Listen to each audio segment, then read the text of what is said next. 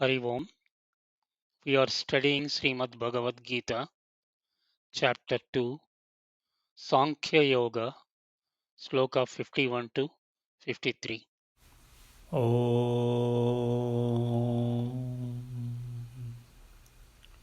ॐ सहनाववतु सहनौ भुनक्तु सह वीर्यं करवावहै तेजस्विनावधीतमस्तु मा विद्विषावहै ॐ शान्ति शान्ति शान्तिः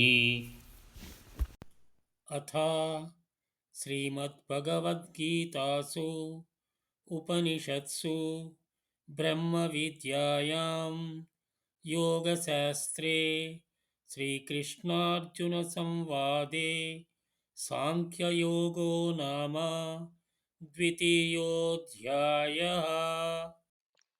Bhagavan Sri Krishna, in the initial slokas of Jnana Yoga or Sankhya Yoga, which we have completed, and the summary also we have seen, taught what is self and non self, attributes of the self, and the goal of an individual to attain the state of enlightenment, and showed the path of Karma Yoga to Arjuna. Bhagavan further masterfully provided guidance on Karma Yoga, its main principles to be followed, and steps to be practiced to realize our goal of life, that is, self realization or God realization. Now, in the next three slokas, Bhagavan is indicating how balanced mind and skills that one has to acquire in action would transform a man from an ordinary person to a wise person. Sloka 51. Bhagavanuvāca कर्मजं बुद्धियुक्ता हि फलं त्यक्त्वा मनीषिणः जन्मबन्धुर्विनिर्मुक्ताः पदं गच्छन्यनामयम्. Summary Sloka 51. The wise, possessed by knowledge and having abandoned the fruits of their actions, freed from the cycle of birth and death, attain the state which is beyond all miseries. In Sloka 51, it is explained that duties and responsibilities and actions which are good, done with a single pointed focus and evenness of mind, that is samatva bhava, not interested in fruits of action,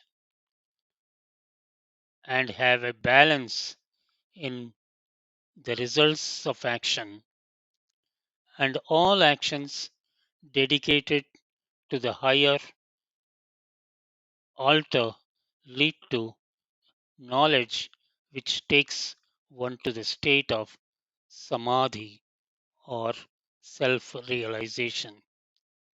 Those with this type of wisdom are called wise. Swami Chinmayananda, in his commentary, defined the birth of an ego of an individual as one who identifies with desires and related agitations. The ego is also anxious on the results of action. An individual without ego is the self. A karma yogi, through his selfless actions, not focused on the fruits of actions, devoid of ego related anxieties, hope to reach the state of beyond all sorrows, that is, beyond all evil mentioned in the sloka, which denotes papa and anxieties for the results. Swami Nikhilananda, in his commentary, re emphasizes that the wise men or rishis or munis who endowed with the knowledge of samatva and deep understanding of the nature of the self, deep contemplation on the nature of the self, that is, who am I, dropped the idea of results of an action or free from bondage of birth and death, and will reach a state of self realization. Acharya Kuppa Viswanath Sarma gave an interesting and apt example for an action with two characteristics that may or may not lead to the cycle of birth and death in samsara. A lock can be opened by a single key.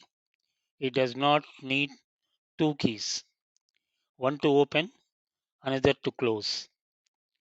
Opening of lock, you need to turn the key to the right side.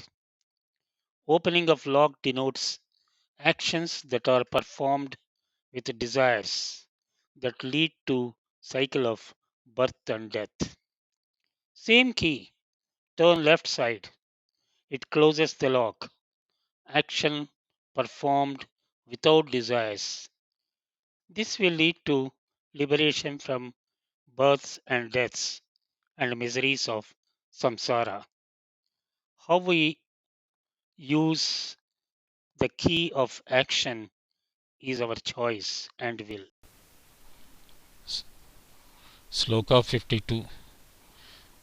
यदा ते मोहकलिलं बुद्धिर्व्यतितरिष्यति तथा गन्तासि निर्वेदं श्रोतव्यस्य श्रुतस्य च. Summary Sloka 52. When your intellect crosses beyond the dark forest of delusion, then you shall attain indifference to all that has been heard and all that is yet to be heard. Bhagavan is now explaining the steps that happens in a karma yogi during the process of self realization to Arjuna. In Sloka 52, the term buddhi denotes the intellect. Moha means delusion. Bhagavan Krishna explains that when an individual develops dispassion or disinterest to worldly beings and objects through removal of delusion and indiscrimination, it will develop vairagya, or one will develop vairagya for all sensory experiences such as hearing, seeing, tasting, smelling, and perception. Here we need to understand the functions of the intellect, which is a component of subtle body or Sukshma Sarira in us. It gives us the power of discrimination between real and unreal. We can judge what is real, what is unreal, what is right, what is not right.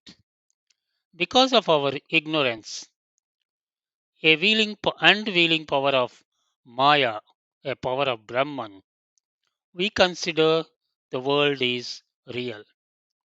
This Maya at the intellectual level creates a doubt and hesitation as well as indiscrimination, and the mind projects two things in us, that is, world is real and I am nothing but what is projected by the mind, that is body, mind and intellect.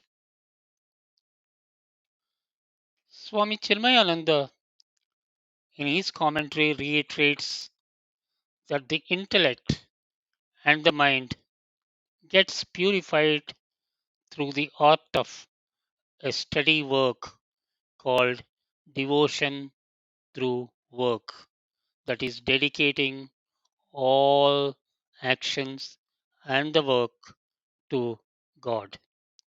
While on this path of karma yoga, the mind is purified and it is possible to break through the dark glass of ignorance that is mentioned as the dark forest, to have a glance of spirituality in all of us. Swami Nikhilananda states that the seeker who has pure mind and intellect questions and inquires the real nature of him or herself. As the mind and intellect removes moha, one develops what is called vairagya or dispassion. Vairagya or dispassion. Nothing in this world attracts that seeker who neither hate nor attached, is indifferent, undisturbed to experiences such as sound, taste, touch in the world of sense objects. Sloka 53.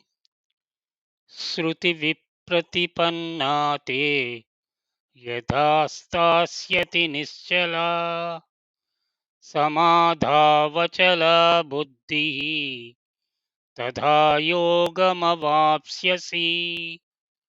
Summary Sloka 53. When your mind and intellect is not disturbed by the Vedic knowledge and rituals which promises results, not moved and steady as well as fixed in the self, then you shall attain self realization. In Sloka 53, Bhagavan indicates to Arjuna that when intellect and mind of a man attains equipoise, develops dispassion, and is undisturbed by worldly experience, as well as it is in a state which is steady in the self, then one is considered as having attained yoga. Swami Nikhilananda reminds us that when intellect settles down, convinced about the nature of the self as well as non self, when impurities are removed, does not get disturbed by the external sensory pleasures. One is established in the self. Swami further says that while following the path of karma yoga, one will be in one's own self that will ultimately lead to samadhi, that is, establishment in the self. It is interesting to note that the self is directly experienced by one's own self. For this experience, no one need any media such as hearing, seeing, touching, tasting, etc. Hari Om. ॐ पूर्णमदः पूर्णमिदं पूर्णात् पूर्णमुदच्यते पूर्णस्य पूर्णमादाय पूर्णमेवावशिष्यते ॐ शान्तिः शान्तिः शान्तिः